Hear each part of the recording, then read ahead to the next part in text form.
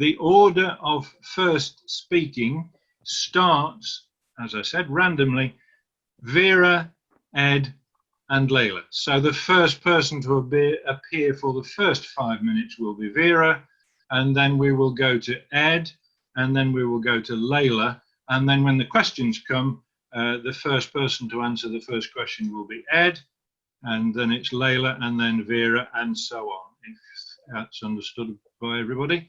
Okay, keep sweet, everybody, and keep the audience smiling. Vera is up now for 5 minutes. Hello, and thank you very much for having me. It's a great pleasure. This time last year, I was with you in Nottingham and presented our Lib Dem climate change policy, and I'm still very proud of it. Its main headlines is to cut most emissions by 2030 and to get to net zero by 2045. It is detailed, it is evidence-based and underpinned by our values. One of the big debates amongst ourselves was the 2045 target. Was it ambitious enough? Could we do better?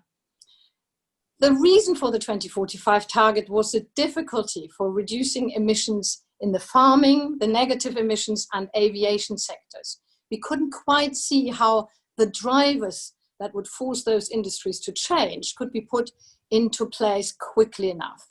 And today, I'm making the case that as a result of the coronavirus crisis, we can bring our party's ambition for net zero down from 2045 to 2040. And let me explain that.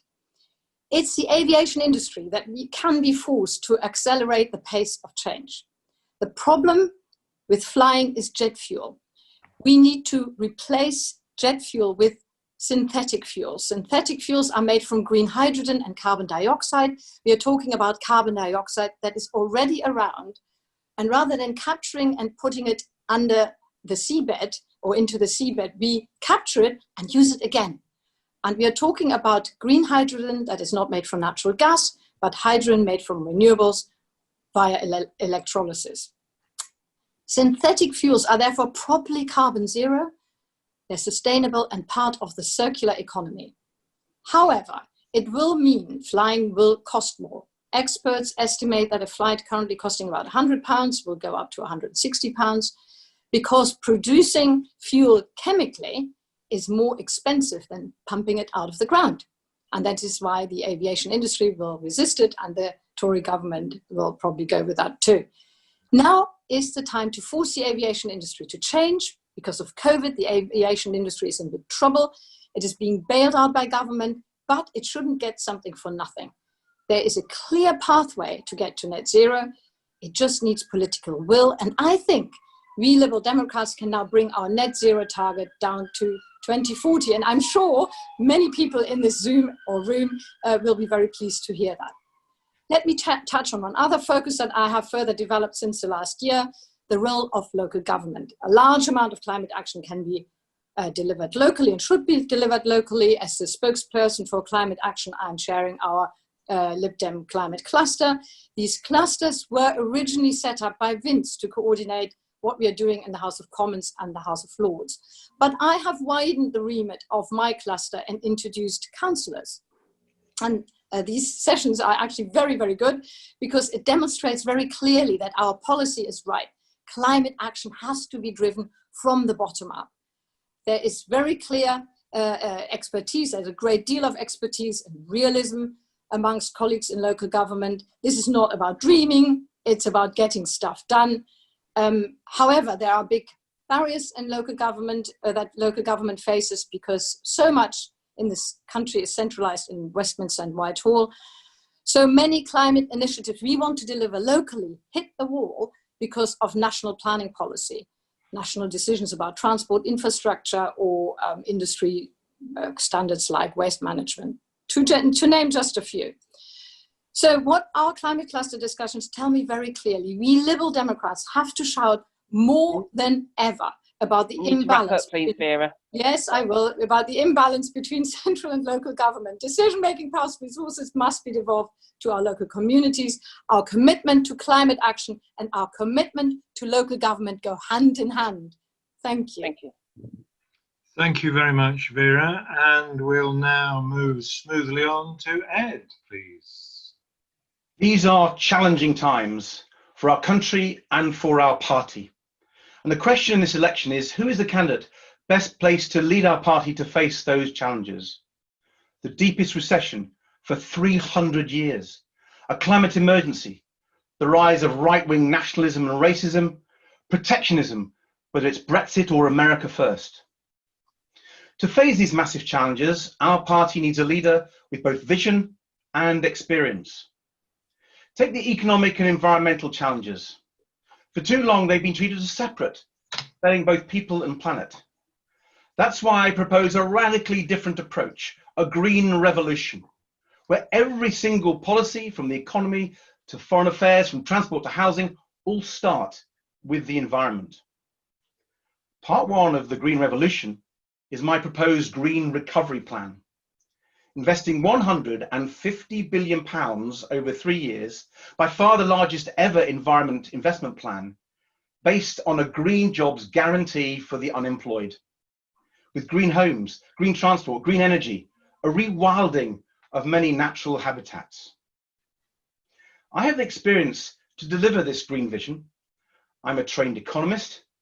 I was Paddy Ashdown's senior economics advisor, the last time we had a leader who made the environment their personal priority. And I fought the Tories on climate and won. My policies nearly quadrupled Britain's renewable power, bringing green jobs to communities in decline in the north and in coastal communities, like the 1,000 manufacturing jobs in Hull in a wind turbine blade factory. My passion for the environment came from reading Seeing Green by Jonathan Porritt back in 1985. It's where I first read about universal basic income. One of my first tasks for Paddy was to develop a UBI policy for our party. We called it Citizens' Income because a fairer society treats people as citizens, not consumers. And that's why I support a UBI now. And my vision goes beyond a greener, fairer society. I want us also to be the party of caring, the party of carers, the 10 million carers across our country.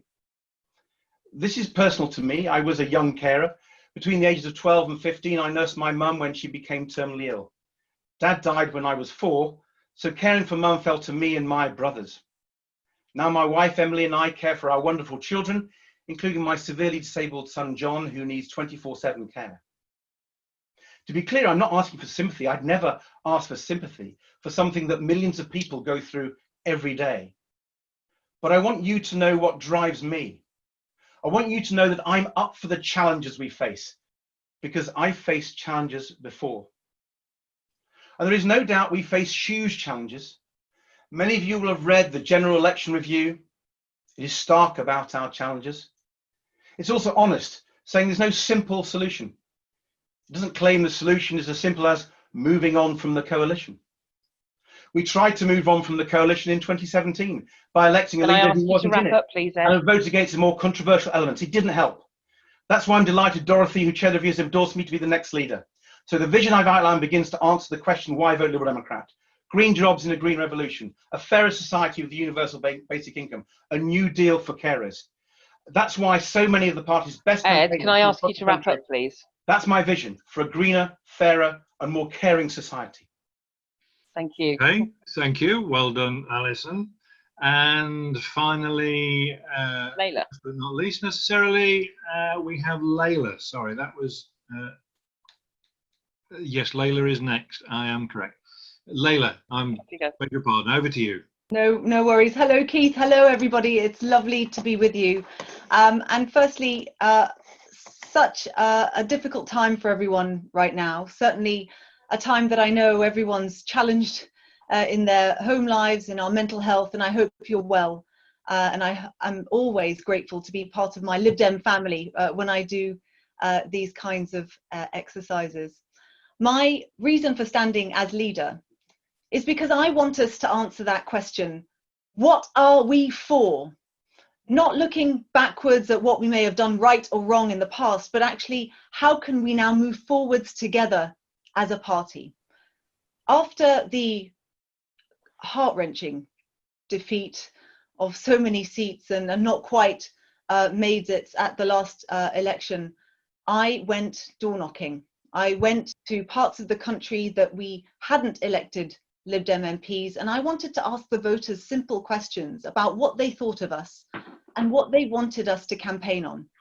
And I'm delighted to be able to report that top of that list, whether it was young, old, Tory facing, Labour facing, rural, urban, the environment was there in almost all the conversations. So it's one of the three key pillars that I am putting forward to the party that we should be campaigning on, to recapture not just the minds, but also the heart of the electorate again. And the three pillars are education, environment, and the economy. But why the environment? Why do they care so much? Well, I hope we've all seen this. We have led a race to the top in terms of political space for the environment. The XR movement has certainly brought it to the fore. And my own interest in it, in fact, began a long, long time ago. I grew up in many countries. I lived in Ethiopia, Jamaica, Jordan, Greece. But one of my earliest memories of being able to engage with this issue was actually at age 11. We were living in Jamaica, one of the most biodiverse countries on the planet. And I was, during my summers, working with an NGO that was trying to maintain the coral in Jamaica. And I was seeing with my own eyes, year on year, as we were working to map this, as I was working with them to try and fight this, what an effect it was going to have. And we could start to see it. Then as a teacher, I spent 10 years teaching children about renewable energy. I'm a maths and physics teacher in my background. And I could see how engaged they would be. Physics can be boring. It's not. But if you find the right thing to fire them up, the environment did exactly that. And now as an MP, I work cross-party to make sure that we keep this at the front of the agenda now. In the last Parliament, I was the MP who led the first debate on the floor of the House on climate change in 2.5 years. That was off the back of the Fridays for Future strikes. And out those strikes, 2,000 young people surrounded me, crying out, saying, this is a climate emergency. Why aren't you adults doing anything? And so I went away and promised them that that's what I would do. I would do everything in my power. I then worked with Caroline Lucas and Ed Miliband to invite Greta Thunberg to Parliament to address Parliament. And now I am proposing bold, radical, progressive policy in this area. Whilst I have huge respect for what we have done, it is absolutely evidence-based and that's right. The political space, we were kind of crowded out a bit at the last election. We were a little bit Goldilocks, neither too radical nor the last in line, which was the Tories. So I propose that we change the framing. Actually, the policy is brilliant. And I think, actually, I would agree with Vera. We should look again at that 2045 target. But actually, if we achieved it, it would be something. But if we go then further, we talk about rewilding, as Greta and others do, and we talk about being carbon negative, we can capture that urgency in the emotion of young people.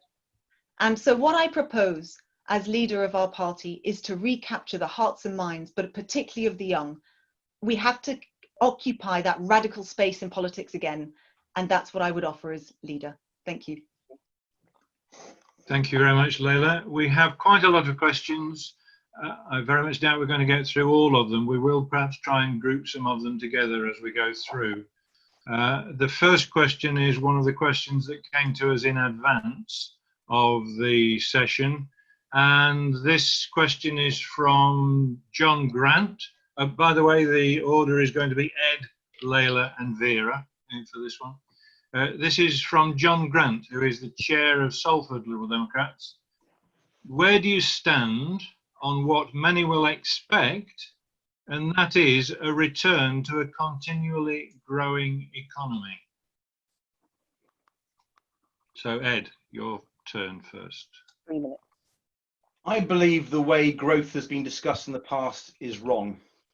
As an economist, I've argued that we need to have a different form of growth. We need to think about sustainable growth, green growth, and we need to think about measures of well-being. GDP growth is old-fashioned, out of date. it measures things we don't want, including pollution. So we do need different measures of how society is developing. And I've worked with a Dutch economist on this many years ago, and I think our party must champion these new measures of progress. When I was representing Britain at the EU Council on Energy and the Environment, I formed a group called Green Growth. And the reason I did that, I wanted to push the European Union into much bolder, more ambitious climate change targets, but take governments with us, take people with us, to show that if you change the way you did things in industry, in commerce, in finance, you could prosper, but you could stop the pollution and you could tackle climate change. And through working at Europe with many other countries, I led the Green Growth Group, and we got really ambitious climate change targets as a result. So the argument on green growth is fundamental. And in my Green Recovery Plan, which I published on Thursday, a lot in that is about sustainable growth. So I'm talking about a massive insulation program, particularly starting on social homes and homes where they're fuel poor.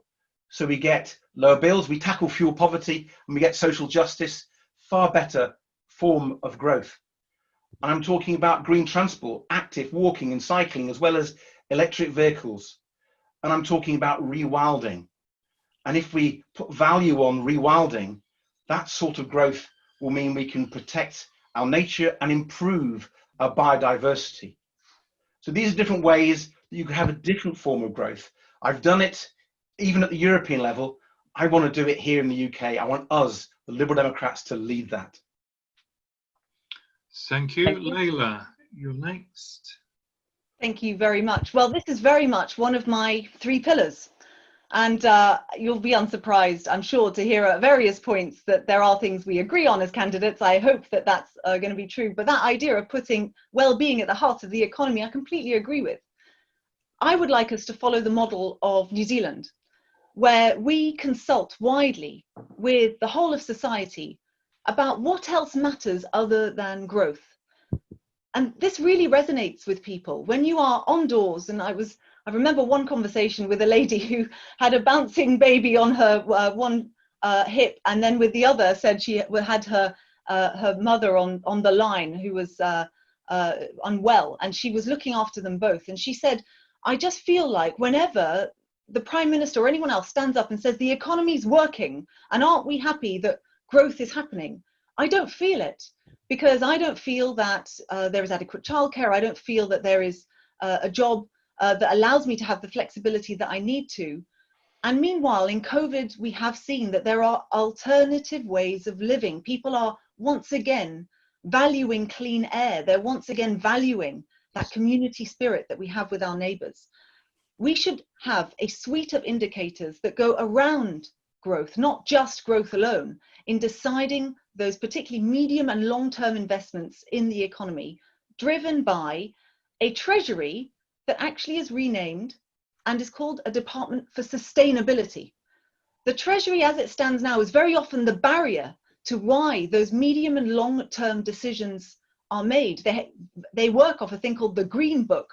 What a misnomer. Actually, the Green Book does not put green issues first. Very often they are put in as mitigation strategies, but nothing more than that. I would like to see us move to being a country that has green sustainability running through all government departments.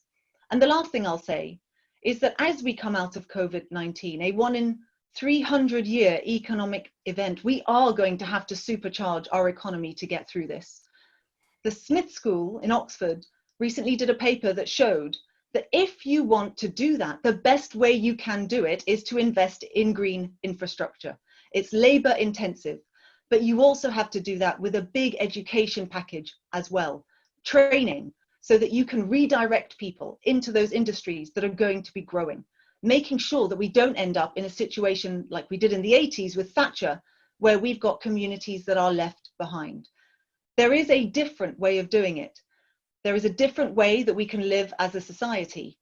And what I would stand for as leader is to provide that 10 seconds, please, for Leila. people, so that they feel that they know that we are a party on their side and that we will make growth not the only thing, and have an economy that works for them, not just for the rich. Thank you. Thank you. And Vera next. Thank you very much.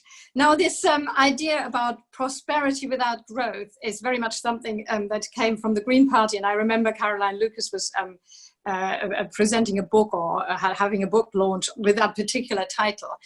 And it gives me the opportunity to actually talk about the difference between us and the Green Party, particularly when it comes to our green policies and can we be greener than the Green Party.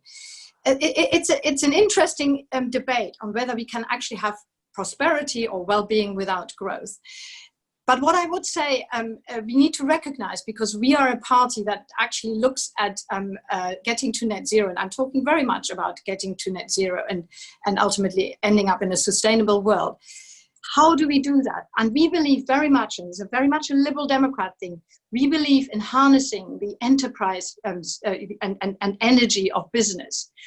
And ultimately, you know, getting to net zero needs enterprise, and enterprise needs growth. So the question is really, it is a difficult question and it's interesting, but I think in all of this, when we are in the party political competition of, you know, who can make the case for getting to net zero most plausibly, I still believe we as Liberal Democrats are there to actually be credible and believable. And as much as it is important to have a vision, it's also important to be credible and be credible to the industry who we think we need. And therefore, yeah, as I say, I think it's another one of these sort of interesting Green Party ideas. Whether that is ultimately something that's livable is a question, but I would of course say that it is very clear that our economy hasn't worked for everybody. So we need to make sure that a future economy, particularly post coronavirus, needs to work for everybody. And those are the big questions of redistribution and how do we get out of Corona? Are we going to go into the next session of austerity? And are we therefore then building more inequality into our society? But for getting to net zero, I think if we mix everything up into getting to net zero, also about changing society, we might actually lose the focus of what it is that we need to aim for. And currently, the biggest problem we have is a world that is heating up, and we need to get to net zero. And therefore, for me, the most important thing is following our climate change policy that we have developed in detail, and see how we think sector by sector we can actually get to net zero. And I've just talked about the aviation industry. So looking at the coronavirus and the green recovery, which is what we can all agree on, not just— 10 seconds, please, Vera. Sorry. 10 seconds, please, Manu. Is very much not just amongst each other. So let's focus on the green recovery and building an economy on green jobs and getting to net zero. Thank you. Thank you very much. The next question, I'm going to stick with the economy because this is a question from within the hall. I should just let everybody know that there are over 100 participants now, so we've got a good room full of people. And the next question is going to be Layla, Vera and Ed in that order.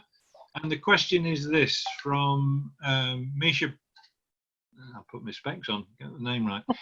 Misha Pemberthy. Do any of the candidates see any virtue? It's just disappeared. Why has that happened? What's happened to the... Oh, I've got it. Okay, it's down here. Do any of the candidates see any virtue in Kate Raworth's donut economics idea as a model for the UK, especially with respect to the environment? Layla, you're first on this one. Thank you very much for this question, because actually that's very much the inspiration for the economic changes that I propose. And actually Kate is well known in my local area in Oxford. She's worked very closely with Oxfam. My sister works for Oxfam. And I'm organising a meeting with her actually quite soon, because I think that she, and also the work of Ellen MacArthur.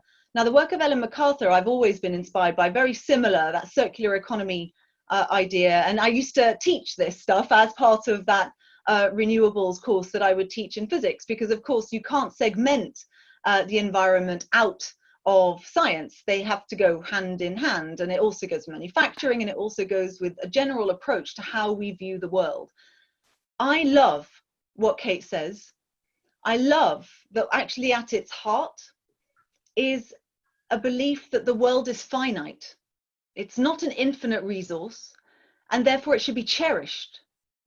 And that idea, I think, totally speaks to the way that I view not just the environment, but actually the whole of the world. In fact, it's the idea that probably is at the heart of why I'm a liberal, is that we should cherish things much, much more.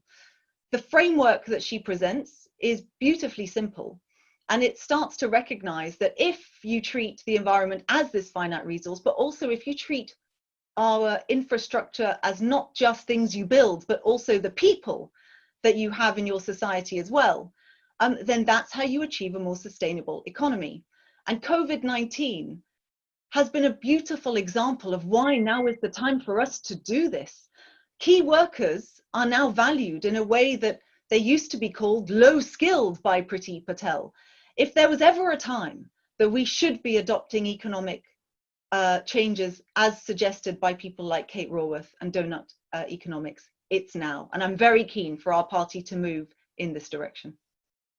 Thank you. Vera, next. Thank you very much. Yes, I mean, the battle for ideas is obviously the important part of a leadership contest and the debate that we're having amongst our party. So new models of economies are obviously something that we as a radical party with wanting to achieve radical change and a society that works for everybody and makes the life of everybody a good life is something very much that we need to look at.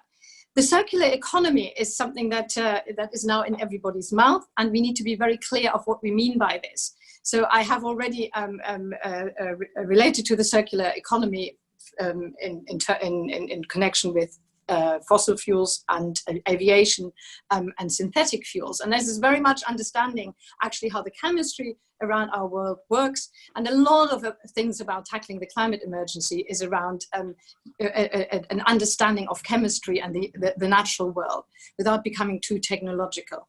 I would say we need to be very clear about what we mean by the circular economy and not get hoodwinked and by people talking about it, but not actually understanding what it means. So the circular economy for me is very much understanding that we are ending up with net zero. And it is, for example, not supporting something like energy from waste, where we are just burning plastics and saying, well, we would burn something else instead. We are still burning plastics, and it ends up with carbon emissions in the air. So let's be very clear about what we mean with the circular economy, be very scientific and evidence-based, as we as Liberal Democrats are.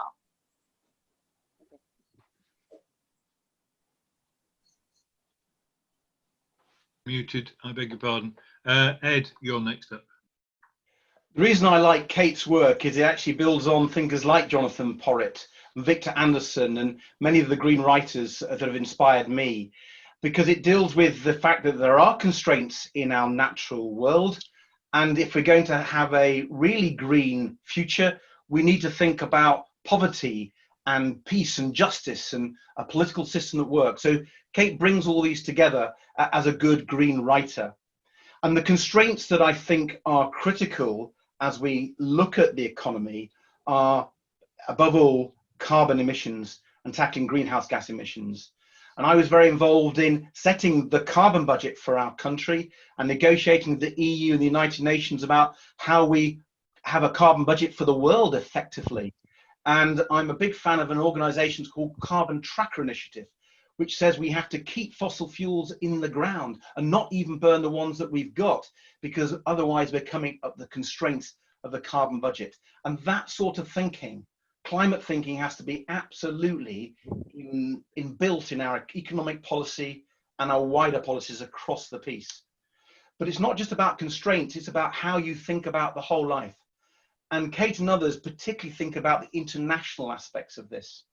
And one of the reasons I'm so keen on the renewables that I've worked in is because renewables will help us tackle climate change, but they can be a real engine for peace and tackling poverty. Let me briefly explain. There's 1 billion people in rural Africa, rural Asia, rural India, rural Latin America who've never had electricity from fossil fuels. The big fossil fuel companies don't build grids to give them electricity, but micro solar plants, micro wind plants can bring electricity, clean electricity, to this billion poorest and enable them to have education, because the lights come on and they can go onto the internet. They can keep their food cool, so they can have local food security.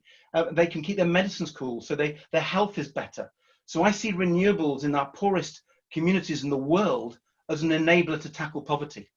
But finally, it's an enabler to tackle wars and conflicts, because one of the massive problems with fossil fuels, it puts money into the pockets of rich, wealthy male dictators like Vladimir Putin in the Kremlin, like the Crown Prince of Saudi Arabia, like the President of Venezuela, and they use that money to sow conflict and indeed war, funding terrorist groups, funding conflicts and weapons. I want to take the money from these awful dictators, and I want to make sure that every country can be independent for power with the renewables. That would, I think, help us strive for peace. And that is very much in the thinking of what Kate's talking about.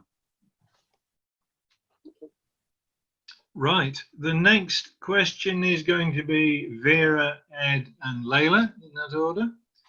And the next question has come to the top of the list from within the hall. It's from Joe Dodd, who's London-based, I think. Should the Lib Dems join the movement for a Green New Deal with the Greens, Labour, and other organisations? Vera, you're tackling that one first this time. Thank you. So I very much believe in a progressive alliance. My pitch is very much about a progressive alliance and how we best work with other parties in order to defeat the Tories at the next general election. I believe that we have many climate policies where we are similar, but we are also different. The Labour Party makes a lot about the Green New Deal, the New Green Deal or the Green New Deal. And we also have our policies about what we actually mean by that and whether we can revive what we tried in coalition government that didn't quite work out.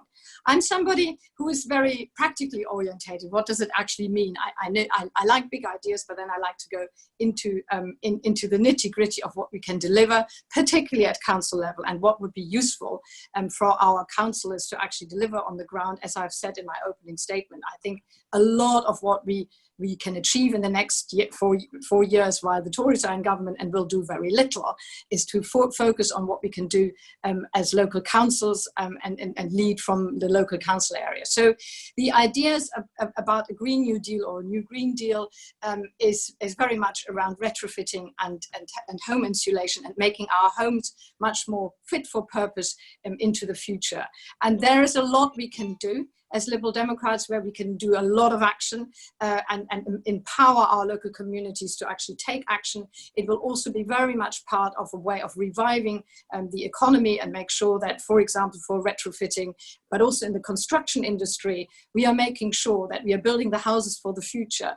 And that is something that our citizens can directly see. It's not just a big idea about net zero. Often people can't really relate to it, but if they see it is something that benefits them, the way we are reducing fuel poverty, for example, the way people can save on their energy bills and help to get to net zero. These are the policies absolutely where we need to work together, but we also need to put some urgency towards government to change, because currently the government is not going to do that. So let's work together as an opposition in order to bring about something, call it the New Green Deal or the Green New Deal. It is the same ideas around a green recovery, particularly focused on our local communities, and something to do now. Thank you. And Ed is next on this one. A very big yes. My Green Recovery Plan took a lot of its ideas from the Green New Deal that's been talked about in the US, here in the UK and elsewhere, where we're looking at homes insulation, we're looking at green transport solutions, we're looking at much more green energy, we're looking at green jobs, we're looking at rewilding. That's key to my proposals, and it does very much link into these ideas. And one of the ideas that isn't often mentioned in the Green New Deal, I've tried to flag up in my thinking, and that's about climate justice. So as we tackle the climate change, we want to make sure we're making a fairer society too. So issues like fuel poverty are critical. We've got to tackle fuel poverty. And when I developed the fuel poverty strategy, we had lots of ideas about how you'd work with the NHS so that people would have social prescribing and prescribe home insulation for people who had asthma and other respiratory problems which were caused by their damp homes. Fortunately, the Tories, of course, haven't gone on with it, but that was hardly surprising given how awful they are. But if we have those policies, my wife is a councillor here in Kingston. She's a housing portfolio holder. She's regenerating a whole lot of social houses, and she's making sure they're zero carbon because that will mean the energy bills for the poorest in my constituency will be very, very low indeed. So that climate justice is a really part I'd emphasise. Finally, though, my only problem with some of the thinking on the Green New Deal from some other parties, very happy to work with them, we should find common ground with them, but they're not radical enough. Not radical enough at all. I want to change the way our capitalist system works. I want to have a green revolution where we go to the heart of the city, to the banks, the pension funds, the stock exchanges, the insurance funds, and so on. And we pass a law to say you have to, by law, take account of climate change risk. And I would change a whole set of regulations to force investors, to force capitalists to move their monies away from the brown, dirty stuff into the green stuff. And that's not talked about in the Green Deal. It's something I'm pushing on a new cross-party group in Parliament with people like Ed Miliband. It's called Sustainable Finance. And that is the sort of thing that's a new idea, a fresh idea, a radical idea. And I'm very happy if they borrow it from us, but I think we need to be shouting as we have the best ideas for tackling climate change and improving our environment. Thank you. And over to Layla next. What I loved about the Green New Deal when I first heard about it, which is actually through the work of AOC and again in America, was the way that it had energized the left and energized the youth to want to then put into action radical change. And that's exactly what we need to be part of in our country. I am non-tribal.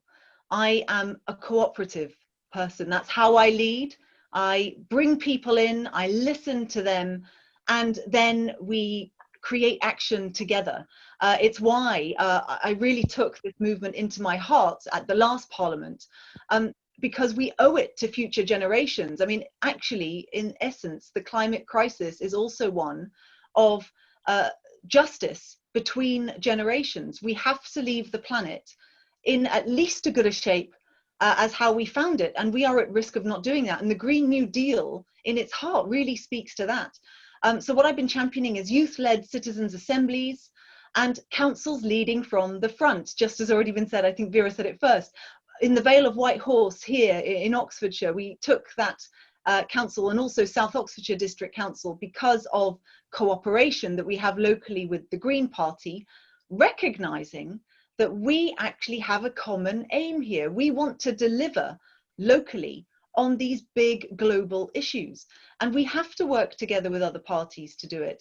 In the Houses of Parliament, I've developed a reputation across all political parties for saying it straight, for working with others. It's one of the things that as a leader of our party, I want to be actively involved in.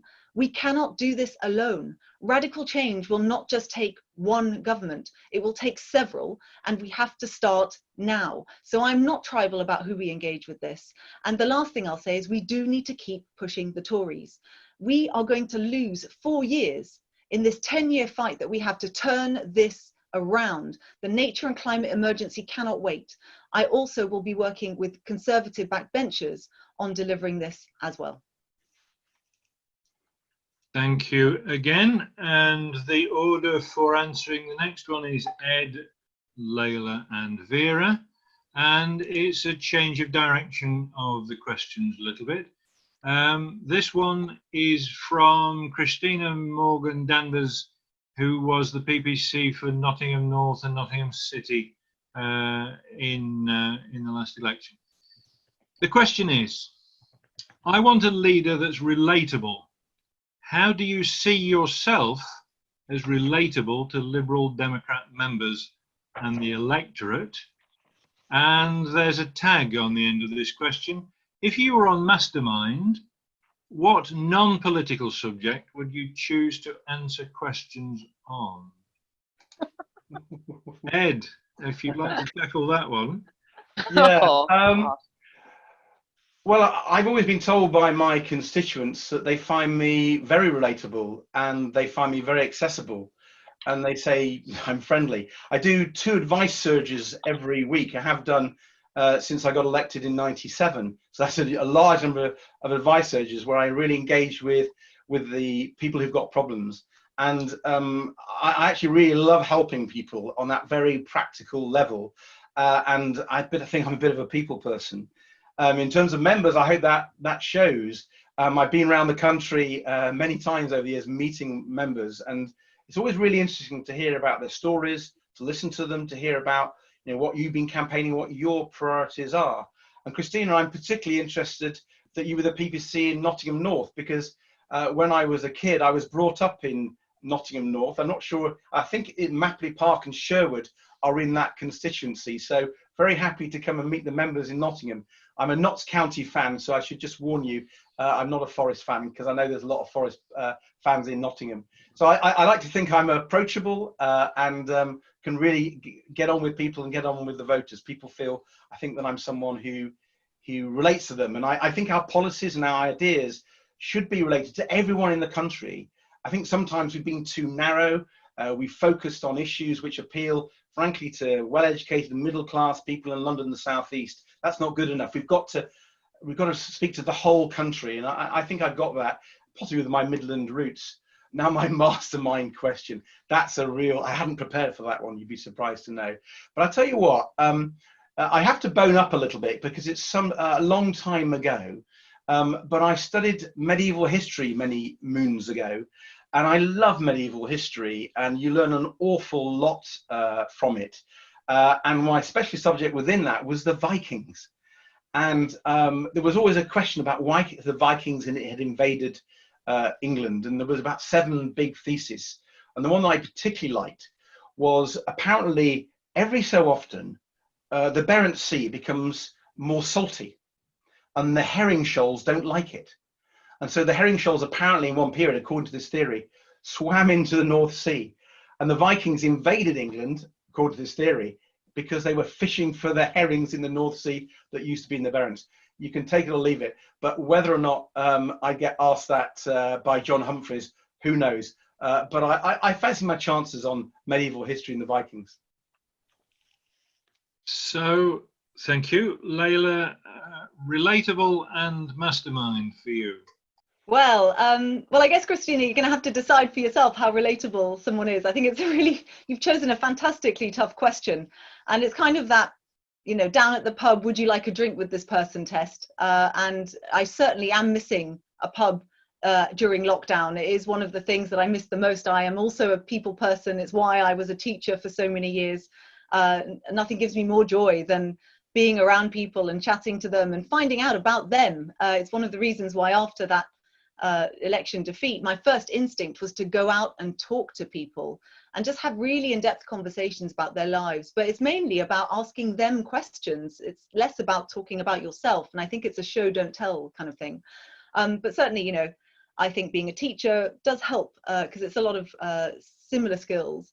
And, right now, I'm not going to pretend to be a football fan. My father's a Man U fan because he grew up near there after being born in Chelmsford. But I'm basically a football widow this weekend now that it's started again. My partner is a huge Chelsea fan, which drives my father crazy. And so I've got plenty of time to be able to do things that I like. So what is the thing that would be my mastermind subject? Well, I have to say, one of my claims to fame that never really happened was that I was asked to be on the university challenge team at Imperial. I did physics at Imperial. I think they just wanted a woman on the panel, to be perfectly honest. But I used to run the quiz there, and I love game shows like that. What would I pick? Maybe Star Trek? Does that make me relatable to the general public? Probably not. Does that make me relatable to Lib Dem members? You decide. Okay, that's a decision we'll have to take later. There's a poll, isn't And there? the last one to ask the question about being relatable and mastermind too is Vera, your turn. Thank you. Well, always a good opportunity to blow your own trumpet. What can I say? I'm in politics because I want to change things, but I'm also in politics because I like people. You know, I can't see how one can be in politics and sustain that sort of daily relationship with people who you need to listen to. In my surgery, I have to cry with a lot of people and understand where they're coming from. But also take some blows on the chin. I love door stopping. I love being challenged, and because I just think politics is about people. And if you don't enjoy that interchange with people at any level, then it's not the job for you. So what do you think? What I've obviously had time a little bit to think about what I would do on Mastermind in relationship with being relatable. I'm a champion cleaner, guys. I'm very good at cleaning my house. I like a clean house, but I'm also good at cleaning. So I could go on Mastermind, talk about different products, about different cleaning products, what is not very good for your health, what's not good for the environment, and I would come up with the perfect solution, and that is clean with a microfiber cloth, because you don't need any chemicals. So you know what? Cleaning, I like that also. I do that when I need to take my mind off. I think everybody can relate to cleaning. I'm a champion cleaner. My thing on Mastermind would be about cleaning. Fascinating series of answers to an interesting question. Don't clean in my house. For asking I this. say, the Let's things say I you get didn't some know offers. about you, Vera. The things I didn't know. Yeah, the things you don't know.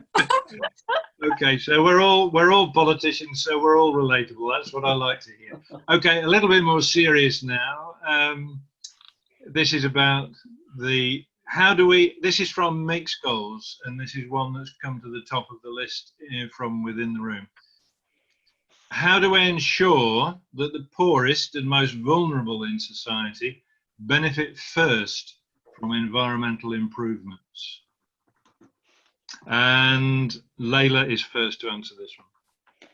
Thank you. Well, protecting the most vulnerable and campaigning against inequality. I mean, that's the whole reason I got into politics in the first place. As I've said before, I was a maths and physics teacher, but it wasn't really until I wasn't really interested in politics until my mid to late 20s. I was doing a master's at the Institute of Education in comparative education, looking across different systems, why they are as they are. And having grown up in some parts of the world that were, you know, terribly poor, of course, you know, Ethiopia, but even Jordan and Jamaica, totally different economies to here. You know, we are a G7 country, and yet we have children who right now go to bed hungry. During COVID-19, that has been my absolute priority, is campaigning to make sure that they are remembered by this government. It has taken an enormous campaign and absolutely driven in the end by Marcus Rashford to get free school meals delivered over the summer holidays. And that's what I've been focused on. So it's very much at the heart of my politics. And to the green agenda, I mean, I think I said earlier, we have to recognize that that is the way that we need to drive the economic change. We have to keep protecting people throughout this period. I too have been a champion of UBI. I'm delighted that the party's moving in this direction. It's fantastic, and it's a really important debate for us to have. How do we make sure that people don't get left behind? But we also have to make sure that the poorest don't suffer. And that's why we do need to start with zero carbon homes, prioritizing those homes that are the poorest. That will reduce energy bills. That is exactly what's going to help reduce the costs of day-to-day living. You do that, plus introduce a UBI and create a more progressive taxation system that goes along with it. And that's how you start to shift that dial. However, under the Tories, I don't see that happening. Whilst they talk about the red wall seats being important to them, they just don't have that instinct. And the role for the Liberal Democrat leader over the next 4 years is to continue to show Boris Johnson that whilst he heard from some focus group somewhere that that's what he needs to say, that is not what Boris Johnson thinks. And we need to expose that to the same voters that we are hopefully going to win seats off them in those 30 to 50 seats that we should be aiming for, in my view, at the next election, expose Boris Johnson for what he is and get them to vote Liberal Democrat so they don't return Boris Johnson at the next election. Thank you. And if I'm keeping score correctly, it's Vera next. Well, I can only say here to the last. Our aim has to be to defeat the Tories at the next general election, because the Tories are not getting it. They don't get poverty. They don't get climate change. So we really need to make sure our aim is to defeat the Tories and this awful right-wing government at the next general election. So here to that. Those who were at the autumn conference and hear me speak on the climate emergencies, my first point was that if we left climate change just develop itself, and we cannot stop temperatures rising from over 1.5 degrees, we are creating the most enormous global inequalities. And because we believe in tackling poverty and tackling inequalities, the fight against climate change is at the heart of what we believe in, because we will create massive problems, particularly for the Southern Hemisphere. We get huge migrations, possibly war. Do we really want to live in a society like that? And do we really want to leave the poorest in the world and exposed to that? So tackling the climate emergency goes hand in hand with tackling poverty. And then there we then start from and get international agreements, but let's go and get our house in order first. So what can we do nationally, and also make sure that we bring people behind us? We don't want people actually like the gilets jaunes people, then when we're introducing something that's good for the environment, where the people, particularly the poorest people, are saying, hang on, what about us? So this is why, as part of our policy, we have actually introduced a fair transition, making sure and predicting which industries we are going to lose, the fossil fuel industries, and starting to skill up people and get the new jobs in place before we lose the old jobs. Recognizing that one of the biggest hits will be to make sure that we get out of fuel poverty. So make sure that people understand the climate emergency is not just a great big idea that is there ideologically and possibly helps people in other parts of the world, but helps us here also to tackle poverty. And that's a big battle that we need to fight. I believe climate assemblies or citizens' assemblies will be very helpful in order to also spill out the clear choices that we have in this country. And there it is we need to go. We need to tackle the climate emergency, but clearly we need to bring people with us, and we still have a long way to go. Okay, thank you very much. And Ed, next on this one. My overall vision for the party is a greener, fairer, more caring vision, that we take people with us. And I'm particularly keen on the fairer side when we talk about the green agenda, because there's got to be something called climate justice. The poor need to see that this will really help them with less money spent on fuel bills, with better jobs.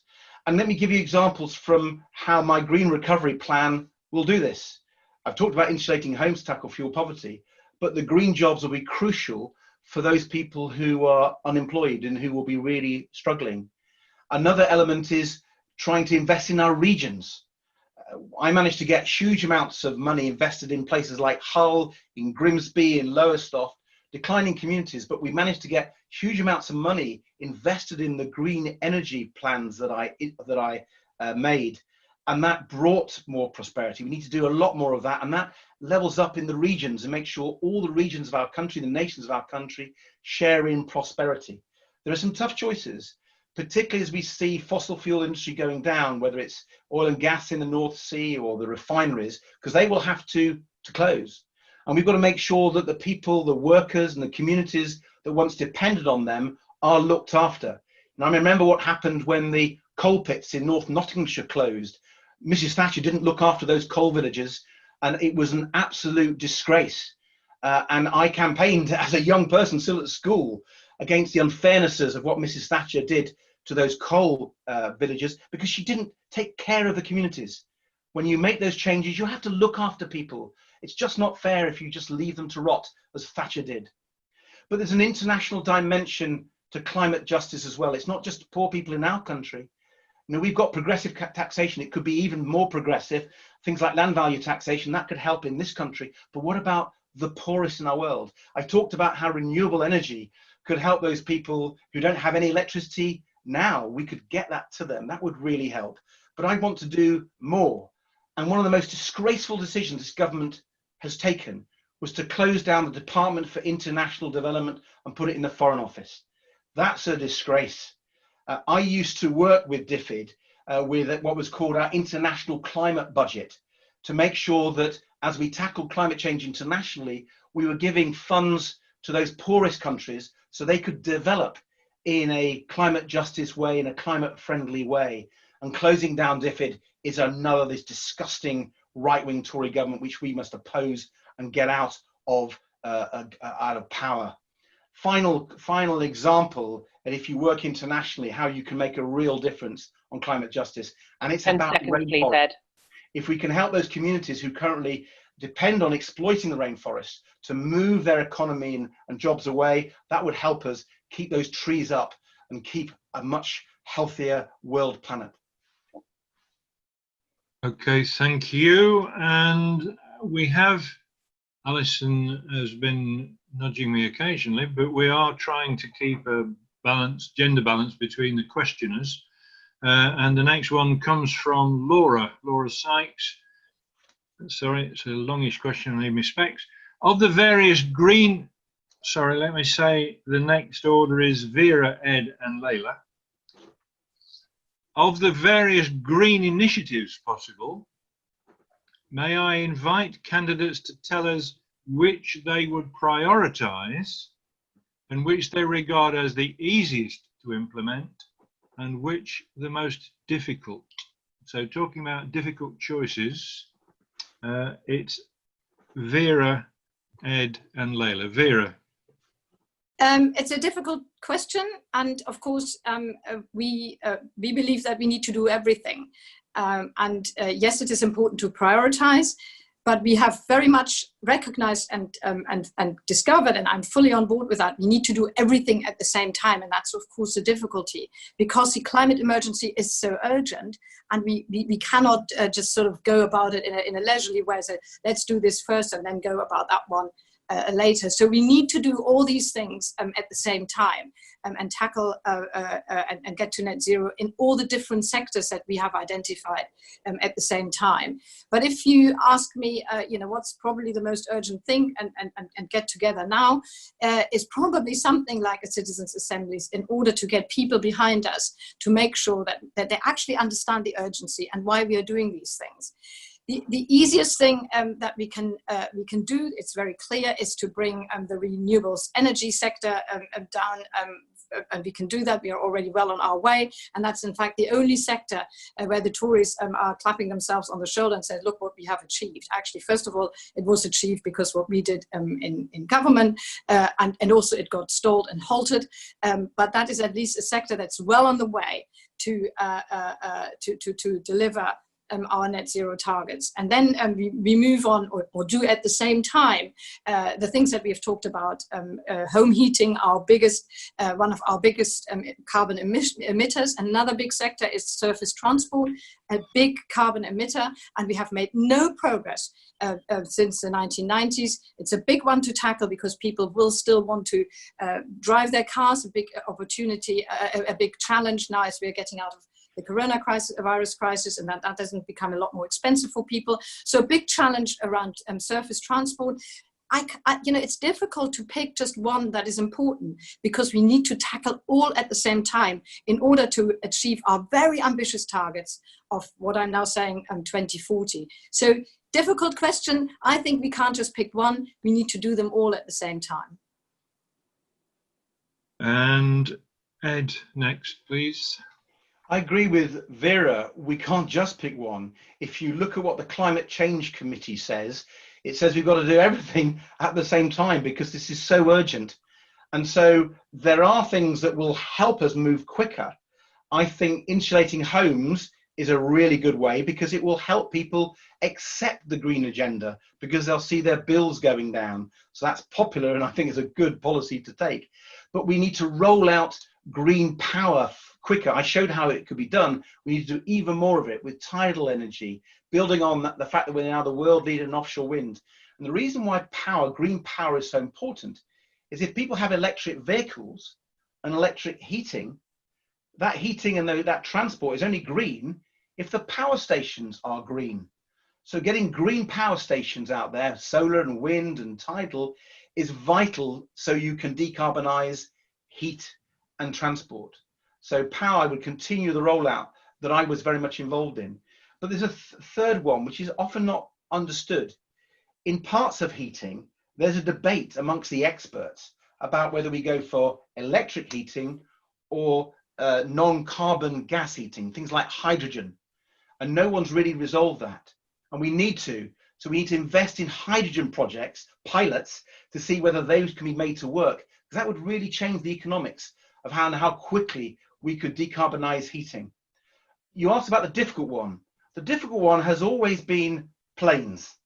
Now, there's been some changes. There's no way the third runway at Heathrow is going to be built. That's fantastic news. I've campaigned, the party's campaigned against it. I've voted against it. That runway would be a disaster. And now, because of video conferencing, Zoom, Microsoft Teams, and so on, I think we can really cut the demand for flight. So that may not be as difficult as we thought, in the way that Vera was quite rightly saying, maybe we can be a lot more ambitious. And I think we need to also persuade people to not take so many flights. In my own family, we're looking at lots of staycations now, particularly on cycling. My lovely little boy, although he can't walk, he can swim, and he's got a tricycle. I bought this new Italian tricycle, Di Blasi, which folds up a bit like a Brompton, and we're hoping to go on cycling holidays. And don't tell my wife, it's her birthday shortly, I'm buying her an e-bike so I can encourage her that we go on cycling holidays as a family. So lots of things that look difficult in the past, particularly around flying. I think there are solutions, but it might mean some changes in how we behave. Okay, thank you, Leila. Thank you. Well, first of all, Ed, I hope Emily likes her e-bike. I bought one when I moved to my current home in Oxford. Oxford, second highest cycling city in the UK, nowhere near good enough. But I live at the top of a hill and I'm not very fit. So I bought one and it's wonderful. So I hope she enjoys it. Don't tell yeah, it's a best kept secret, right? But I should say I couldn't have bought it without the Cycle to Work scheme, and we do need to do more of that kind of thing. There is now this amazing opportunity. People have, for the first time in a long time, really engaged with active travel, with walking, with cycling. I completely agree that that's the direction we need to go in. But again, this underlines the systemic problems in central government delivering these things, because the county council, facing massive deficits as a result of COVID-19, just simply doesn't have the resources that it needs to be able to supercharge these projects, to get people out of their cars. We've seen people, in fact, jumping quickly back into their cars because they're concerned about public transport. And so these are the things that need to be done immediately. The other one, of course, is redirecting people into jobs that will help the environment, particularly if they are in industries like aviation that are struggling right now, like the leisure industry as well. Oxford is one of the big tourist destinations of the UK. We're really worried about this. And an area that I think is underspoken about is in rewilding, in tree planting, as ways of making sure that we increase our ability to take carbon out of the atmosphere. Now, the government have been absolutely lackluster on this. They had a tree planting strategy that was recently publicized. It really was met with a bit of a sigh of, because we need 50,000 hectares a year from now on in order to make any real dent in it. And the government's plan is for 30,000, and that's only from 2025. That's nowhere near good enough. So these are the things that should be easy and we should be prioritizing now. But we also have some really difficult things to do as well. And the most intractable, and I agree, aviation is one, but also agriculture is the other. When we have international food chains, and I don't really think that we should be getting to the point where we're growing all our own, although I was delighted to discover that the peas, for the first time that I'd planted this summer, today I was able to shell and eat. That was delightful, but we can't assume that that is going to work for everyone and that we're going to be able to grow our own. We have to work internationally to tackle our international food industry, so that we can also encourage people to make positive choices about what they're eating, reduce the amount of meat that they're eating. And there is a liberal argument for us to be having a debate in the party. To what extent do we incentivize, or indeed de-incentivize, individuals to make the right choices, to reduce the amount of meat that they're having? Countries like Switzerland have massively increased their taxes on red meat. Should we be doing the same? I feel it's been a long time since our party had that discussion. As leader, I see my job as helping to open the debate, as I've done with the book Build Back Better that was released yesterday from across the party, a range of voices, and some 10 of these seconds, please, Lorna. were addressed in it. How are we going to have these big changes in a way that brings people along with us? Thank you very much. The order for the next question is Ed, Layla and Vera. I live in rural Nottinghamshire, so this question has just caught my eye, particularly from Mark Gitsam. Rural communities are blighted by bad public transport services. The village in Yorkshire I grew up in had service changes every year, between having a limited service and none, plus prohibitively expensive when it does run. It makes it impossible for people living in these communities to commute to work other than by car. How would you fix this in a green way? So that's Ed first, Layla and Vera. Ed. Well, what we really need to do is to regulate the bus industry again. When the Tories deregulated it, it led to higher fares and less journeys, and we saw routes being taken away. In London, we still have a regulated bus industry through TfL, and we've seen passenger numbers increase. And relatively speaking, the costs of a journey lower than elsewhere in the country. So if we're going to tackle public transport issues on buses, which can be a really important part, and particularly if we can get them to be hydrogen buses, then that could be a really, really big step forward. And I think if we had regulated buses in more rural areas, we could ensure that subsidies were much better focused, and the bus services were the ones that were needed for people to go to work, to go to school, to go to college, and so on and so forth. But there are other ways that you can do it. I'm particularly taken up by my mother-in-law, who lives in Dorset, and she's been a campaigner on something they call the Trailway. And the Trailway is taking an old railway line and making sure that it could be used again, buying it from the farmers, building bridges that have previously been destroyed. And those trailways take direct routes between different settlements, as the old railways used to, and there are no cars on them. And so people are walking and cycling a lot more because it's a lot safer in rural areas. And that is a really interesting idea. I'd like to see us taking all those railways that got destroyed in the past and actually passing legislation to require those landowners to give it back to the state, so we can work together with local authorities and others to reopen those old railway lines that are grown over or being used by farmers, compensate them fine, but use them to create new cycle routes between rural areas.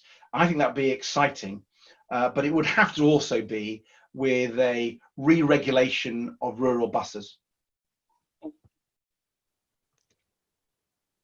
Sorry, I hadn't got my mouse hovered over the unmuting. Layla next, please. Thank you. So actually, whilst Oxford West and Abingdon, I think a lot of people think is a urban town centre seat, actually it extends far into countryside, and I've got villages that face this exact problem. Locally, I have been campaigning to keep these transport services open for those villages, because otherwise they end up being completely cut off. I've got one that has lost the last bus. And as a result, actually, there is an issue of massive inequality. It is the young, the elderly, and the disabled that are the ones that are most adversely affected by the lack of bus services. And fundamentally, what this speaks to is something that the Tories don't like hearing, which is that there are sometimes some cases where the market, the free market approach, that market fundamentalist approach just simply doesn't work. There are some things that should be considered a public good that are actively supported by the state when they fail. And buses to rural areas is one of those. And it has been that case for a very long time. We just simply can't make it work in a way that works for those communities. And what it means is that you end up having massive inequalities.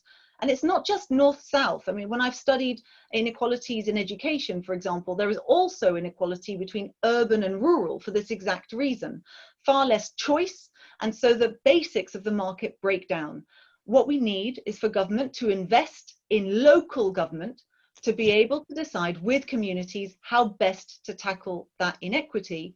And at the same time, it would also deliver that green shift that we need and that behavioural shift that we need away from cars and for people to be using buses and other public transport much more.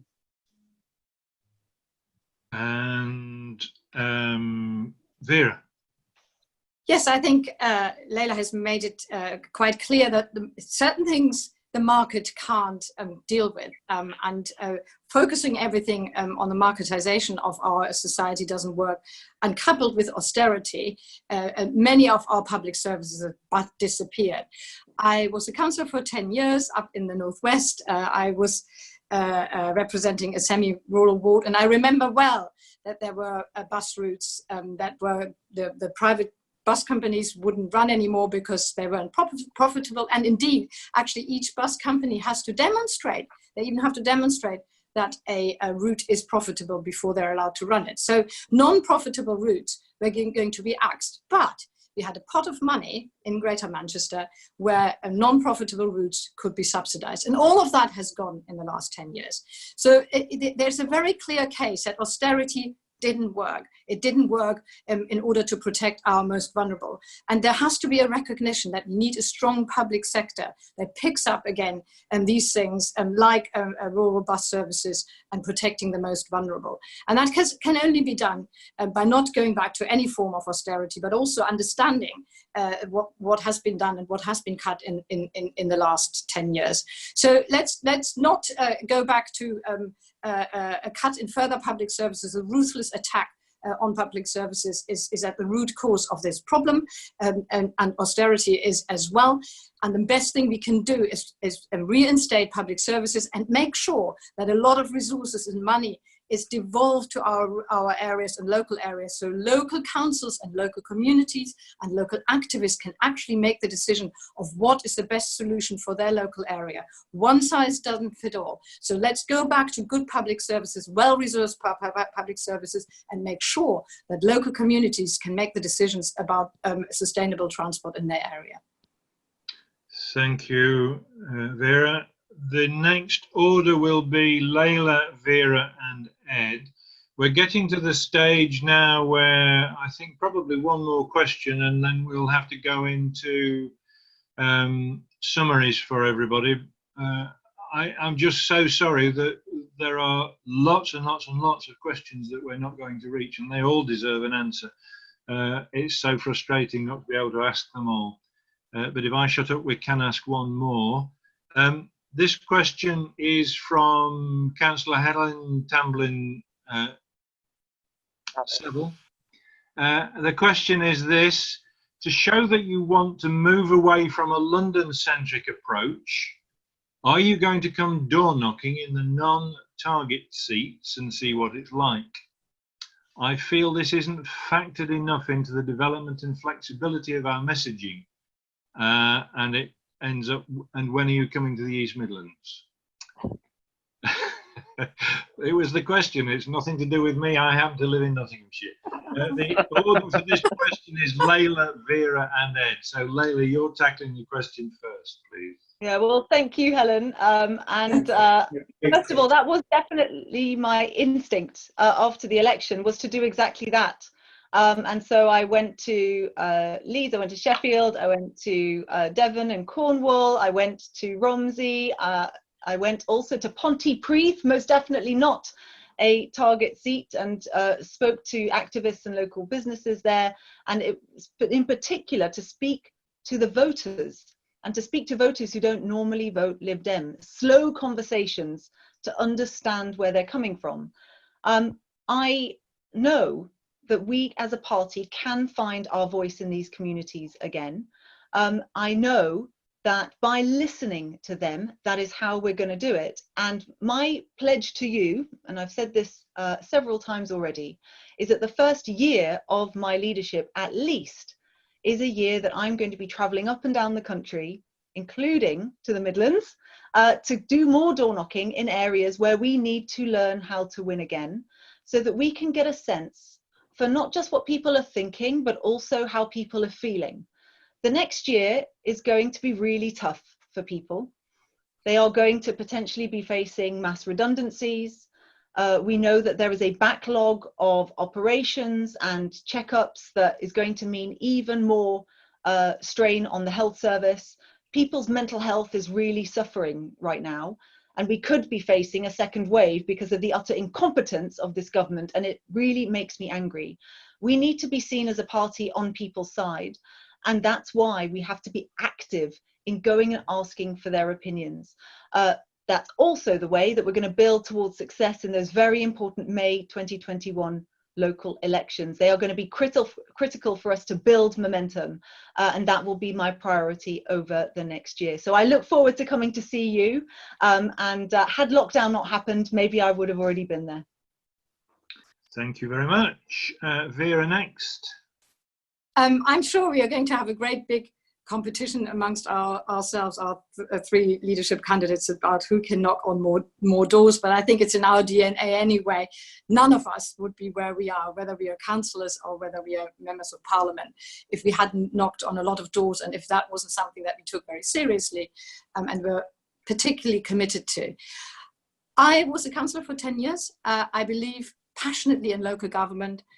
I believe that, and I've said that in my opening pitch actually, that we are the most centralized country, but we are also, as a party, have the tendency of being London-centric, and we really need to get out of our London bubble in order to make sure that we represent all the regions. And I'm going to be a champion for that, a champion for local government, a champion for the regions, to understand that one size doesn't fit all. And yes, going door knocking with you, but listening particularly to everybody on the ground, including our local activists and councillors, how we are going to win elections, because we shouldn't just, as a party, focus so heavily on national elections, but make sure that the council election and any regional elections that we have get the same focus and attention. We won't win nationally if we haven't built thoroughly the ground for winning the elections. And that is why council seats, council election, knocking on doors and doing that with you, but as a party, move away out of our London-centric bubble and go out into the regions, and as a party also decentralize ourselves. So there's a very important pitch here from my side, and I'm glad that this question was asked, because I think it is at the center of how we get back and how we revive as a party. It's to decentralize, to go out into the region, knock on doors with you, take local elections seriously. And I'm right bang there. I know what it is to be a local councillor. It's fun. I love being a local councillor. So I see you then. Thank you, Vera. And Ed, to wind this session up, this question up. I agree with a lot of what Vera said. One of the reasons I'm a Liberal Democrat is that I believe we need to push power down to local government and to the regions. I believe that power is better exercised at the local level by local people and local communities. And we need to do that in how we rebuild our party. 2021 is going to be the biggest set of local authority elections, as well as elections in Wales and Scotland and indeed London, that we have seen between general elections in many a generation. It's a key moment. And so we've got to have lots of target seats in lots of council areas that aren't to do with parliamentary seats, because we've got to come back up in local government across the whole country. Now, of course, I'll come to the East Midlands. It's my home patch. I've done a lot of campaigning over the years in places like Derby and Leicester, and of course Nottingham, my hometown. So you can count me in for that. But we need to go across every region, let's be clear. But we need to do something more. Our party needs to live this decentralized agenda. Too many meetings have been held in London. We need to think about how we organize as a party. And I want us to use this technology. Why should anyone have to come to London to take part in a committee of the party? Not only is that not good for the environment, it costs them money, but surely they should be able to participate using video conference. Now that happens now, it's happening already, but it should be absolutely compulsory that any meeting someone could attend through Zoom. We've seen how important that is. And I think that would help give power back to local parties and local members across the whole of the United Kingdom and bring actually the party together more. It's one of the reasons I asked the Federal Policy Committee to look at new ways of debating policy in the party. And it'll be coming to you shortly. It'll be rolling out. It's in pilot at the moment.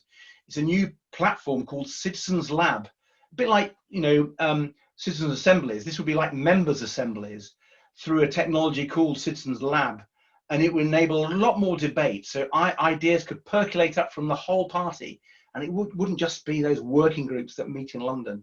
So yes, let's win in local government, and let's live our beliefs that local democracy is important in and of itself everywhere, but let's also do that in our party so we are a properly decentralized party too.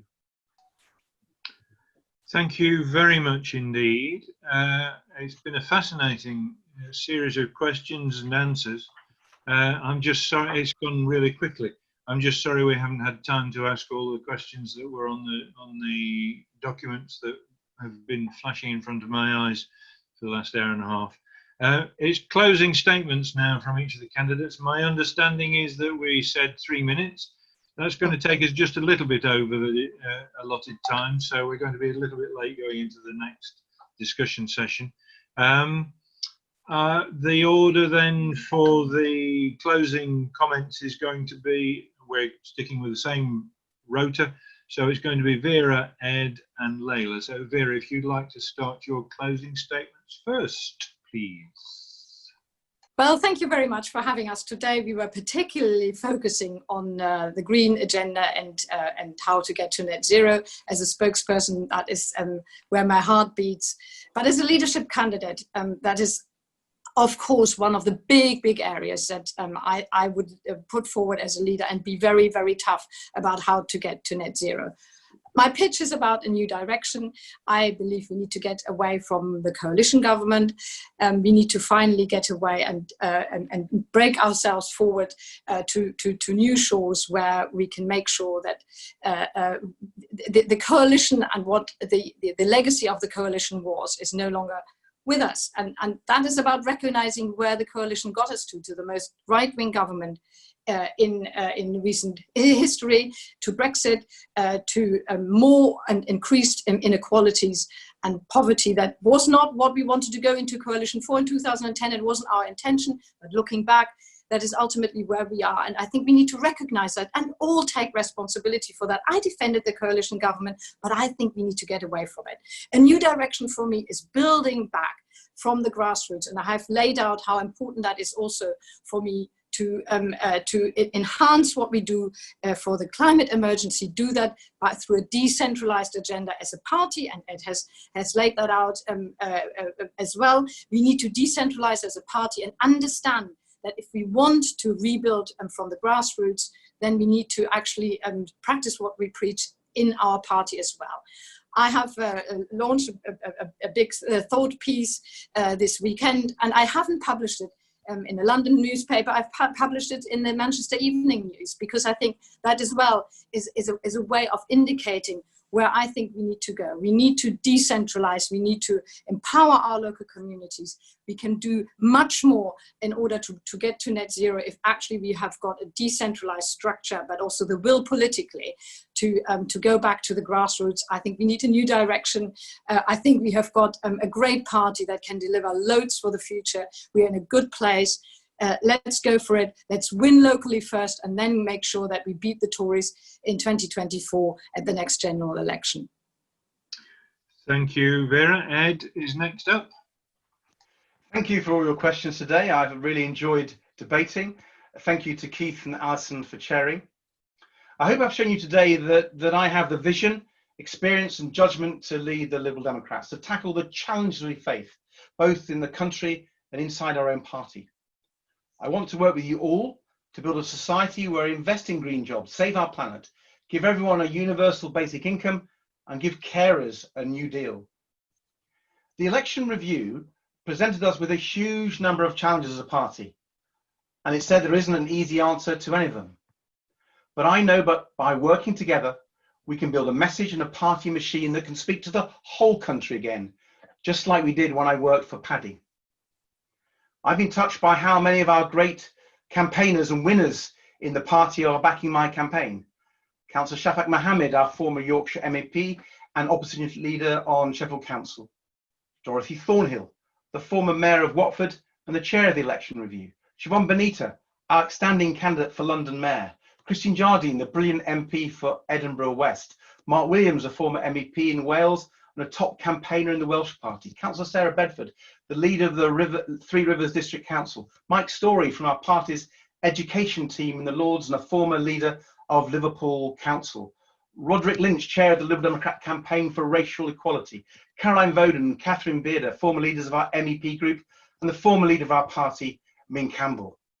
We have so much to be positive about in this party, not least the fantastic campaigners we have right across the party, including everyone on this Zoom call. And together, we can campaign our socks off, beat Boris Johnson's right-wing Brexit Tory MPs, elect more Liberal Democrat councillors and Liberal Democrat MPs, and deliver a progressive political agenda with the environment and a green economy at its heart. Yes, the challenges with jobs, the climate, Brexit and COVID, the challenges have never been more serious. I'm ready for that challenge. I've met challenges in my political life and in my personal life before. And with party members like you at the beating heart of the Liberal Democrats, I'd be honoured to lead you to campaign for and win that greener, fairer and more caring society. Thank you. Thank you, Ed. And Layla to sum up. Well, also thank you to Keith and Alison and to everyone who has been watching. I hope you'll all agree. I am very proud of all of us. I think what we have here is a race to the top in terms of who can be the most green and who can be fantastic leaders of this party. And I think I personally am just really proud of the debate of ideas that we are about to have. It's about time that we did this as a party, because the reason why I am standing is partly out of deep frustration. You know, when you support a sports team, it's great when there's a high and a low and you feel that, you know, it's very exciting. But the problem is with politics is when we have these lows, what it means is that we aren't delivering for people across the country. Without Lib Dems elected both in local government and in Parliament, then what we leave this country to are two top-down parties who tussle for space in a first-past-the-post electoral system that is utterly broken. It makes people feel left behind. And we have a country that absolutely needs to move on and do it in a way that is non-tribal and that is not divided. Moving on together as a country is what we have to show people that we can lead. And yes, it's going to be tough out there. It absolutely is. But one of the best ways to build resilience in our communities is to give them hope, is to give them energy, and is as a party to start bringing new people to us again. Since 2015, more than 50% of our membership is new. We need to send a signal to those parts of the electorate in parts of the country where perhaps we haven't been as strong, that we are also renewed as a party. And so moving on together applies as much to the party as it does to the country. We need to find a way to tap into their hearts and not just their minds, to employ our emotional intelligence and not just our ability to make extraordinary policy. And I'm so proud of all of us championing green agendas in this leadership debate. It also happened at the last one. It's absolutely the space that we need to occupy, but we need to do it in a way that attracts young people to this party again. My favourite saying at the moment, and has been for a long time, is that voting Lib Dem is a gateway drug to voting Lib Dem. If you can get people doing it young, and if you can get people doing it at a local level, then that is how we build for the future. So let's be positive. Let's not look backwards, let's look forwards. Let's give this country the hope that it deserves, and let's build towards the medium and long-term success for our party. Because if we do that, then that's how we build a brighter country as well. Thank you very much indeed. We're only 3 minutes out of time as well. That wasn't bad timing. So thank you, Alison, very much for keeping us to time. Thank you for 3 superb candidates. I don't know how we're going to choose between you. You've all been very green. You've all been very articulate. And I think we'll be lucky to have any one of you. The Conservative Party's leadership campaign was dross compared to the sort of debate we're having here. There is a chance for the participants to go to the meeting room and mingle, and I think you 3 are dashing off to other meetings. I'm sure you are. So thank you to everybody. Thank you, Alison. Thank you, Karen, for making sure we got through on air on time. And thank you to the audience who are now going to be placed into a different room. Yeah, I'm going Thanks, to thanks. Thank you, Keith. Okay, guys. Thanks ever so much. Keith. We'll see you again soon. The meeting hall link is in the web chat, everybody. Okay, there we go. Thanks, all of you. That was superb. Ali was saying very. Phew. Hang on. There we go.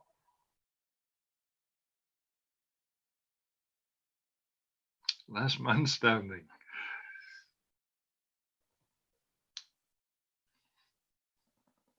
Thanks, Karen. Pleasure. As the last 35 members of the audience trickle out. There's that link again for anybody who hasn't quite found it. Where's the link? Oh, do I go to the... Yeah, go and Jason has opened the doors before we get there, so I can... Do I go to the bottom of here. chat to get that then? Yeah, so that's bottom of the chat. I can put it in again because people are saying last man standing, last person standing. There's a link in there, the ugly US 02, but it's in the meeting hall. It's in the meeting hall. Oh, so, right. Okay. Right. Okay, so with 18, 17, oh, it's going down. I'm going to end the event here in the conference hall. Thank you very much, everybody. And those that want to take part in a